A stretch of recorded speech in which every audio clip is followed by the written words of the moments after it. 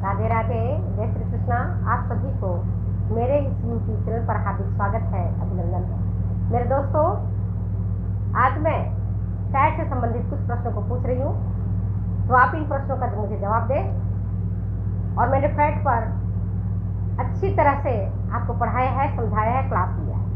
और अगर इस क्वेश्चन को नहीं दे पाते हो तो पीछे वाली वीडियो में जाकर के देखना, आपको मिलेगा। मैंने फैट पर बहुत अच्छे से पूरा क्लास लिया है ना। तो आप फूड न्यूट्रिशन में जाना, प्लेलिस्ट में जाना, ढूंढना, आपको मिल जाएगा। चलिए मैं शुरू करूं। पहले प्रश्न है, वसा को यदि उच्च तापक्रम पर अधिक समय के लिए गर्म किया जाए तो उनमें से जो धुआं निकलने लगता है उसका कारण है, जो धुआं बनता है, तो फैट को, घी को या तेल को बहुत उच्च तापक्रम पर अब गर्म करते हो। कई बार देखते ना, घी बनाते हैं अपन मक्खन से, तो और भूल जाते हैं, तेज आंच रहता है,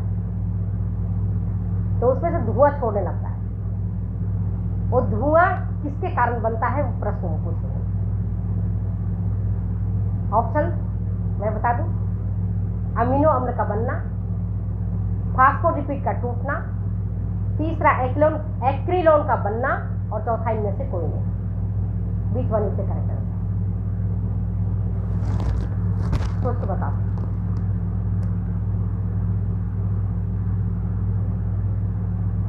वसा को, फिर से क्वेश्चन सुन लो। वसा को यदि उच्च तापक्रम पर अधिक समय के लिए गर्म किया जाए, जैसे पूरी वगैरह तलते हैं, नमकीन छानते हैं, समोसा बनाते हैं, तो धुआं निकलता है। वो धुआं बनने का क्या कारण है? धुआं बनने का कारण है एक्रिलोन। एक्रिलोन बनता है, टूट जाता है वसा, एक्रिलोन गैस बनता है और उसी कारण धुआं बन रहा है। ठीक है। क्वेश्चन नंबर दूसरा, मूंगफली के तेल में अधिक होता है, मूंगफली के तेल में अधिक होता है लिनोलिक अम्ल, दूसरा ओलिक अम्ल, तीसरा अर्गोस्टिरॉल और चौथा कोलेस्ट्रॉल।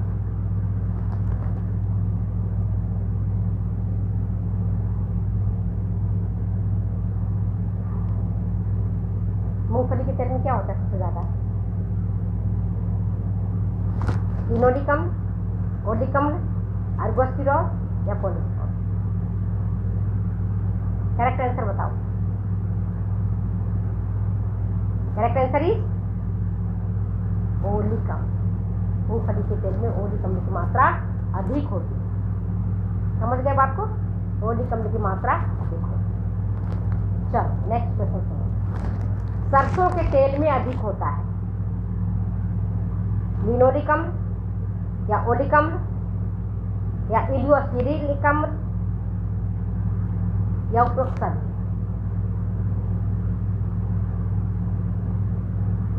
सरसों के तेल में अधिक रहता है, क्या मिलता है? लिनोलिक अम्ल, ओलिक अम्ल, इलियोसिरिक अम्ल या उपरोक्त सभी? करेक्ट आंसर क्या है?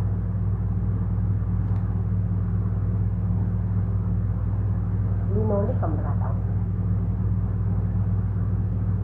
और जब आप सरसों का तेल से अपने शरीर की मालिश करती हैं और थोड़ी देर में धूप में बैठ जाते हैं तो हमें विटामिन डी मिल जाता है।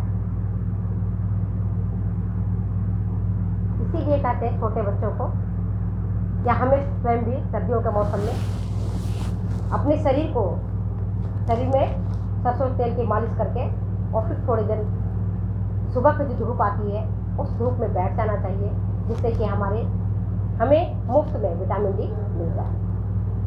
नेक्स्ट क्वेश्चन सुनो। जब वसा को क्षारीय पदार्थ से प्रतिक्रिया कराई जाती है, जब वसा को क्षारीय पदार्थ से प्रतिक्रिया कराई जाती है तो बनता है, क्या बनेगा? मोम या साबुन या वनस्पति घी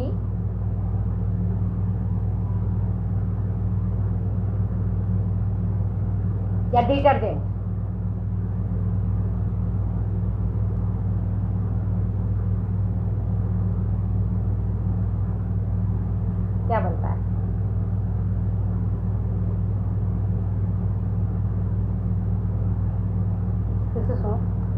जब वसा को क्षारीय पदार्थों से प्रतिक्रिया कराई जाती है तो बनता है, क्या बनेगा? साबुन, मोम, वनस्पति घी या डिटर्जेंट। क्या बनता है? साबुन। जब भी वसा को क्षारीय पदार्थों से प्रतिक्रिया कराए करते हैं तो क्या बनता है? साबुन बनता है। नेक्स्ट क्वेश्चन सुनो।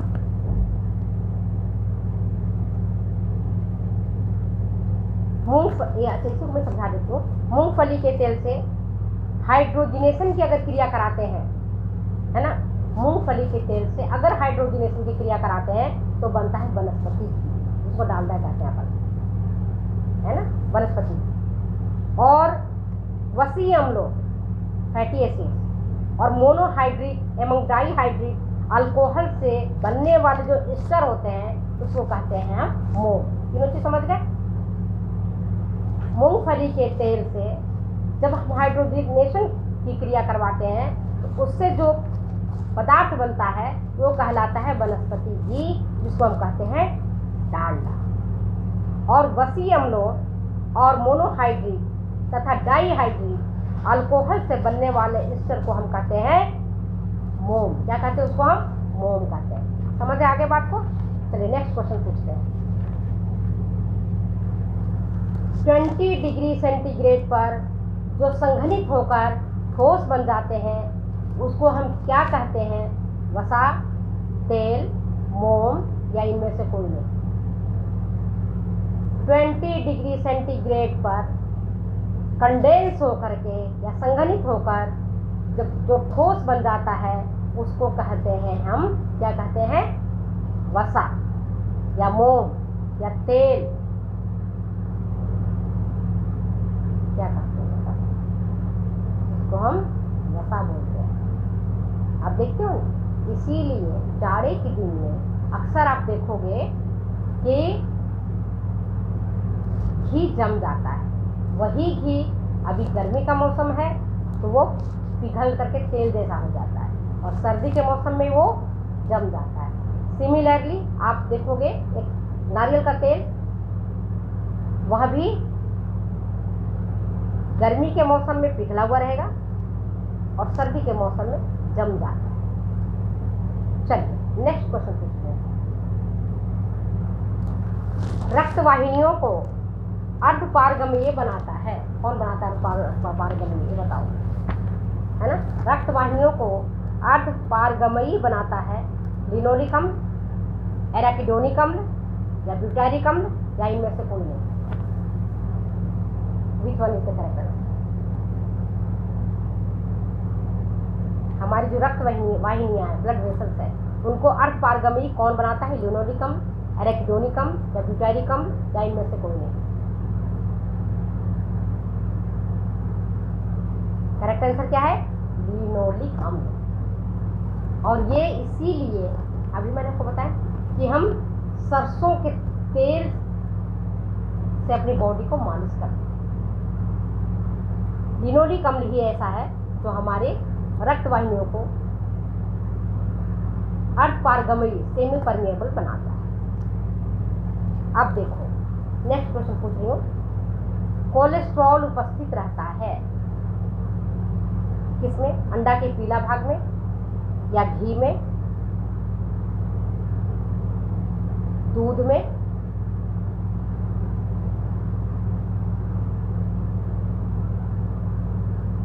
किसमें रहता है कोलेस्ट्रॉल? कोलेस्ट्रॉल की मात्रा सबसे ज्यादा किसमें रहती है? घी में, अंडा के पीला भाग में, दूध में या दही में?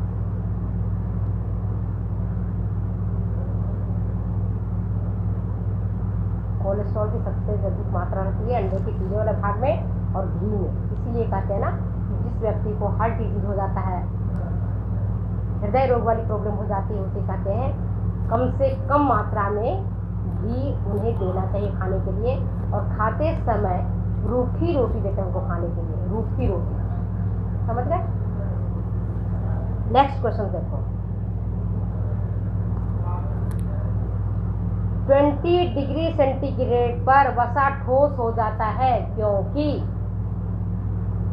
20 डिग्री सेंटीग्रेड पर वसा ठोस हो जाता है क्योंकि पहला ऑप्शन, वसा में संतृप्त वसीय अम्लों की मात्रा कम होती है। दूसरा ऑप्शन, वसा में संतृप्त वसीय अम्लों की मात्रा अधिक होती है। तीसरा, असंतृप्त वसीय अम्ल होते हैं। और चौथा, इनमें से कोई नहीं। क्या करें? बोलो। 20 डिग्री सेंटीग्रेड पर अगर वसा ठोस हो जाता है, इसका सबसे बड़ा जो कारण है वो ये कारण है कि वसा में संतृप्त अम्लों की मात्रा अधिक होती है। वसा में संतृप्त अम्लों की मात्रा अधिक होती है। समझ गए? चलो, क्वेश्चन नंबर नेक्स्ट 12वां। त्वचा संबंधी कई रोगों के उपचार में सहायक होता है। त्वचा संबंधी कई रोगों के उपचार में सहायक होता है। कौन सा? ऑप्शन सुनो। एराकिडोनिक अम्ल, इलियोस्टीरिक अम्ल, लिनोलिक अम्ल या ओलिक अम्ल।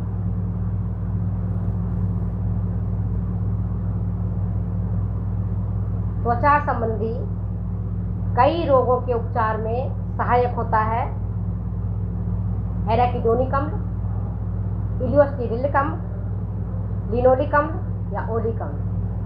कौन सा करेक्ट? करेक्ट आंसर हमारा क्या है? लिनोलिक अम्ल। इसीलिए बार बार कहते हैं, है ना, कि अगर आप अपने शरीर को साफ सुथरा करके और मालिश करोगे शरीर को, है ना, तो ज़्यादा अच्छे से त्वचा संबंधी रोग होता है वो नहीं होता है, कम होता है। लिनोलिक अम्ल बहुत फायदेमंद होता है त्वचा रोग से बचा। नेक्स्ट क्वेश्चन है, वसा को जब जल के साथ मिलाकर फेंटा जाता है, वसा को जब आप जल के साथ मिलाकर फेंटते हैं तो इस क्रिया को कहते हैं, क्या कहते हैं इस क्रिया को? ऑप्शन बता देती हूँ। ऑक्सीकरण, बाइसीकरण, हाइड्रोजनीकरण या साबुनीकरण।